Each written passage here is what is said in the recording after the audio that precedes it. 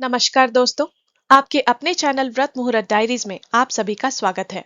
आज हम पुरुषोत्तम मास के 7वें और 8वें अध्याय का श्रवण करेंगे। तो चलिए श्रद्धा और भक्ति के साथ आरंभ करते हैं पुरुषोत्तम मास महात्म्य का 7वां अध्याय। वक्रतुंड महाकाय सूर्यकोटि समप्रभा निर्विघ्नं कुरु मे देव सर्वकार्येषु सर्वदा। ओम नमो भगवते वासुदेवाय नमः। नैमिषारण्य की पवित्र भूमि में 88,000 ऋषि मुनि विराजमान थे। सभी ऋषियों के हृदय में भगवान श्री हरि की कथाओं को सुनने की तीव्र इच्छा जागृत थी। उन्होंने विनम्रता पूर्वक सूत जी महाराज से कहा, हे सूत जी महाराज, आपके मुख से निकली पुरुषोत्तम मास की पावन कथाएं सुनकर हमारा मन बार बार भगवान की भक्ति में डूब जाता है। अब कृपा करके हमें एक और दिव्य कथा सुनाइए, जिससे संसार के मुंह में फंसे मनुष्यों को धर्म का मार्ग प्राप्त हो। सूत जी महाराज ने प्रसन्न होकर कहा, हे मुनीश्वरों, अब मैं तुम्हें एक ऐसे लोभी साहूकार की कथा सुनाता हूँ जिसके कठोर हृदय को पुरुषोत्तम मास की महिमा ने बदल दिया। यह कथा सुनने मात्र से मनुष्य के भीतर दया और धर्म की भावना जागृत होती है। बहुत समय पहले एक नगर में धनपाल नाम का एक साहूकार रहता था। उसके पास अपार धन संपत्ति थी। बड़े बड़े भवन, सोने चांदी, नौकर चाकर, किसी चीज की कोई कमी नहीं थी। किंतु इतना वैभव होने पर भी उसका हृदय अत्यंत कठोर और लोभी था। वह गरीबों की सहायता कभी नहीं करता था। यदि कोई निर्धन उससे सहायता मांगने आता तो वह उसे अपमानित करके भगा देता। नगर के लोग कहते कि धनपाल के घर में धन की कोई कमी नहीं, पर उसके मन में दया का एक कण भी नहीं है। उसी नगर में एक वृद्ध विधवा स्त्री भी रहती थी। उसका नाम गंगाबाई था। वह अत्यंत गरीब थी। उसका छोटा सा टूटा हुआ घर था और जीवन का सहारा केवल भगवान का नाम था। वह प्रतिदिन प्रातःकाल उठकर भगवान विष्णु के मंदिर जाती, तुलसी को जल चढ़ाती और हरि नाम का जप करती रहती। भोजन के लिए वह घर घर जाकर थोड़ा बहुत कुछ काम कर लेती। कुछ समय बाद पुरुषोत्तम मास आरंभ हुआ। संपूर्ण नगर में भक्ति का वातावरण छा गया। मंदिरों में भजन कीर्तन होने लगे। लोग स्नान, दान और व्रत करने लगे। गंगाबाई ने भी पूर्ण श्रद्धा से पुरुषोत्तम मास का व्रत आरंभ किया। वह दिन भर उपवास रखती और संध्या समय भगवान की कथा सुनती। किंतु उसके पास इतना भी धन नहीं था कि वह ब्राह्मणों को भोजन करा सकती या कोई बड़ा दान कर सकती। एक दिन वह मंदिर में बैठी रो रही थी। उसकी आंखों से आंसू बह रहे थे। तभी वहां एक संत आए। उन्होंने आदर पूर्वक पूछा, माता, तुम क्यों रो रही हो? गंगाबाई ने हाथ जोड़कर कहा, महात्मन, मैं पुरुषोत्तम मास का व्रत तो कर रही हूँ, पर मेरे पास दान करने के लिए कुछ भी नहीं है। मुझे डर है कि कहीं मेरा व्रत अधूरा ना रह जाए। संत मुस्कुराकर बोले, माता, भगवान को धन नहीं, भाव चाहिए। यदि कोई मनुष्य सच्चे हृदय से भगवान का स्मरण करे तो वही सबसे बड़ा दान है। संत के वचन सुनकर गंगाबाई का हृदय शांत हो गया। उन्हीं दिनों नगर के कुछ लोगों ने धनपाल साहूकार से कहा, साहूकार जी, यह पुरुषोत्तम मास बड़ा पुण्य देने वाला है, आपको भी दान पुण्य करना चाहिए। धनपाल हंसते हुए बोला, धन कमाना आसान नहीं होता, मैं अपना धन भला यूं ही क्यों बांट दूं? उसके ऐसे वचनों को सुनकर लोगों को उसकी सोच पर बड़ी निराशा हुई। कुछ दिनों बाद एक रात्रि भगवान श्री हरि ने धनपाल को शिक्षा देने का निश्चय किया। उस रात धनपाल ने एक भयानक स्वप्न देखा। उसने देखा कि वह मर चुका है और यमदूत उसे बांधकर ले जा रहे हैं। चारों ओर अंधकार था। यमदूत क्रोध से बोले, तूने जीवन भर धन तो इकट्ठा किया, पर कभी किसी भूखे को अन्न नहीं दिया। तेरा धन तेरे किसी काम नहीं आया। धनपाल भय से कांपने लगा।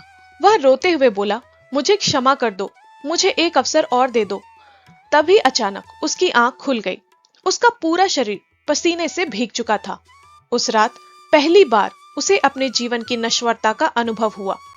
प्रातः काल होते ही वह मंदिर पहुंचा। वहां उसने गंगाबाई को भगवान के सामने भजन करते देखा। उसके चेहरे पर अद्भुत शांति थी, जबकि उसके पास कुछ भी नहीं था। धनपाल के मन में विचार आया कि मेरे पास सब कुछ है, फिर भी मुझे शांति नहीं मिली, और यह वृद्ध स्त्री निर्धन होकर भी इतनी प्रसन्न कैसे है? उसी समय मंदिर के संत ने धनपाल को देखा और बोले, धनपाल, धन तभी पवित्र बनता है जब उससे किसी दुखी की सहायता की जाए। जो धन केवल तिजोरी में बंद रहता है, वह अंत में दुख का कारण बनता है। संत के वचन धनपाल के हृदय में उतर गए। उस दिन से धनपाल का जीवन बदलने लगा। उसने निर्धनों को भोजन कराना आरंभ किया, ब्राह्मणों को दान देने लगा। उसने गंगाबाई के टूटे हुए घर की भी मरम्मत करवाई। नगर के लोग भी उसके इस बदले व्यवहार को देखकर आश्चर्यचकित रह गए। एक दिन पुरुषोत्तम मास की पूर्णिमा को धनपाल ने विशाल भंडारा रखवाया। सैकड़ों भूखों को भोजन कराया गया। उस रात भगवान श्री हरि ने स्वप्न में दर्शन देकर कहा, हे धनपाल, पुरुषोत्तम मास में किया गया दान और सेवा कभी व्यर्थ नहीं जाते। तुमने अपने धन को धर्म के मार्ग पर लगाया, इसीलिए अब तुम्हारा जीवन सफल हो गया। धनपाल की आंखों से आंसू बहने लगे। उसने भगवान से कहा, प्रभु, अब मैं समझ गया कि सच्चा सुख धन में नहीं बल्कि सेवा और भक्ति में है। सूत जी महाराज बोले, हे ऋषियों, मनुष्य चाहे कितना भी धनवान क्यों ना हो, यदि उसके हृदय में दया नहीं है तो उसका जीवन अधूरा है। पुरुषोत्तम मास मनुष्य के भीतर छिपे अहंकार और लोभ को समाप्त करके उसके हृदय को पवित्र बना देता है। इसी के साथ सप्तम अध्याय की कथा यहाँ समाप्त होती है। अब हम ज्येष्ठ अधिक मास के महात्म्य के अध्याय 8 का श्रवण करेंगे। नैमिषारण्य में सभी ऋषि भक्ति और ज्ञान की अमृतमयी कथाएं सुनकर आनंदित हो रहे थे। तब शौनक आदि ऋषियों ने पुनः सूत जी महाराज से कहा, हे सूत जी महाराज, अब आप कृपा करके ऐसी कथा सुनाइए जिससे मनुष्य समझ सके कि भगवान को केवल बाहरी ज्ञान नहीं बल्कि सच्ची श्रद्धा प्रिय है। तब सूत जी महाराज बोले, हे मुनीश्वरों, अब मैं आपको एक अहंकारी पंडित और एक सरल हृदय ग्वालिन की कथा सुनाता हूँ। बहुत समय पहले एक सुंदर नगर में सोम शर्मा नाम का एक विद्वान पंडित रहता था। उसे वेद, पुराण और शास्त्रों का अत्यंत ज्ञान था। दूर दूर से लोग उससे धार्मिक प्रश्न पूछने आया करते थे, किंतु इतना ज्ञान होने पर भी उसके भीतर अहंकार भरा हुआ था। वह साधारण लोगों को तुच्छ समझता था और अपनी विद्या का प्रदर्शन करता रहता था। यदि कोई निर्धन या अशिक्षित व्यक्ति मंदिर में पूजा करने आता तो वह उसका उपहास करता। नगर के लोग उसके ज्ञान का सम्मान तो करते थे, परंतु उसके कठोर स्वभाव के कारण उससे प्रेम नहीं करते थे। उसी नगर में एक गौरी नाम की ग्वालिन रहती थी। वह प्रतिदिन गायों की सेवा करती, दूध बेचकर अपना जीवन चलाती और सदा भगवान कृष्ण का नाम जपती रहती। वह अधिक पढ़ी लिखी नहीं थी, परंतु उसका हृदय अत्यंत निर्मल था। वह हर सुबह तुलसी के पास दीपक जलाकर प्रेम से कहती, हे ठाकुर जी, मुझे अपने चरणों से कभी दूर मत करना। कुछ ही समय बाद पुरुषोत्तम मास का आगमन हुआ। मंदिरों में भजन कीर्तन होने लगे। लोग व्रत, दान और कथा श्रवण करने लगे। गौरी ने भी पूर्ण श्रद्धा से पुरुषोत्तम मास का व्रत आरंभ किया। वह प्रतिदिन मंदिर जाकर भगवान को दूध अर्पित करती और कथा सुनती। एक दिन मंदिर में कथा चल रही थी। पंडित सोम शर्मा ऊंचे आसन पर बैठकर शास्त्रों का ज्ञान दे रहे थे। गौरी भी हाथ जोड़कर कथा सुन रही थी। कथा समाप्त होने के बाद गौरी ने विनम्रता पूर्वक पूछा, पंडित जी, भगवान को सबसे अधिक क्या प्रिय है? यह सुनकर पंडित हंस पड़ा और व्यंग से बोला, तुम जैसी अनपढ़ ग्वालिन भला भगवान के ज्ञान को क्या समझेगी? भगवान को प्रसन्न करना इतना आसान नहीं है। पंडित के कठोर वचन सुनकर गौरी की आंखें भर आई। वह चुपचाप मंदिर से बाहर चली गई।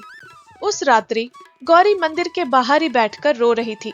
वह भगवान से प्रार्थना कर रही थी, हे ठाकुर जी, मैं शास्त्र नहीं जानती, बड़े मंत्र नहीं जानती, पर मैं आपसे सच्चा प्रेम करती हूँ।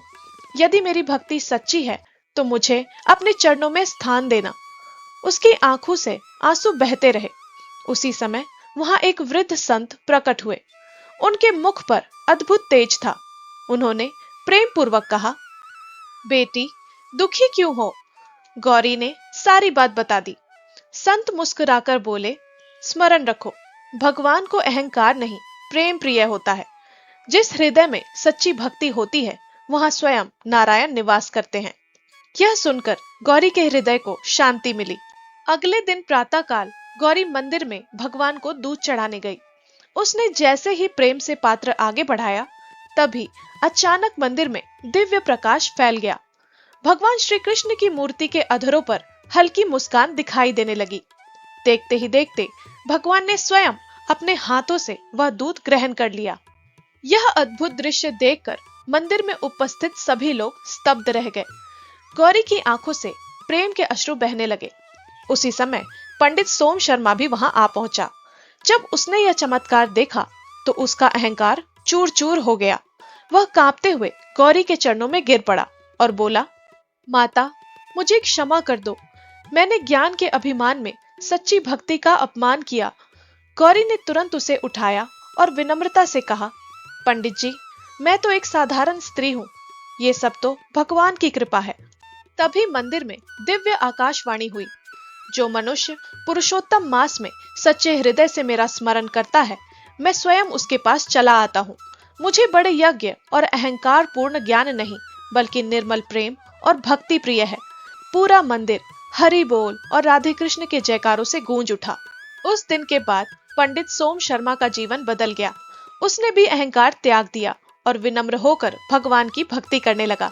सूत जी महाराज बोले, हे ऋषियों, ज्ञान तभी पवित्र बनता है जब उसमें विनम्रता हो। पुरुषोत्तम मास में किया गया सच्चे मन का छोटा सा भक्ति भाव भी भगवान को अत्यंत प्रिय होता है।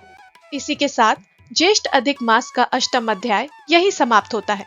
प्रेम से बोलिए जय श्री हरि। ओम नमो भगवते वासुदेवाय नमः। व्रत मुहूर्त त्योहार से जुड़ी ऐसी ही और उपयोगी जानकारियां प्राप्त करने के लिए एवं कथा सुनने के लिए हमारे चैनल व्रत मुहूर्त डायरीज को अभी सब्सक्राइब करें।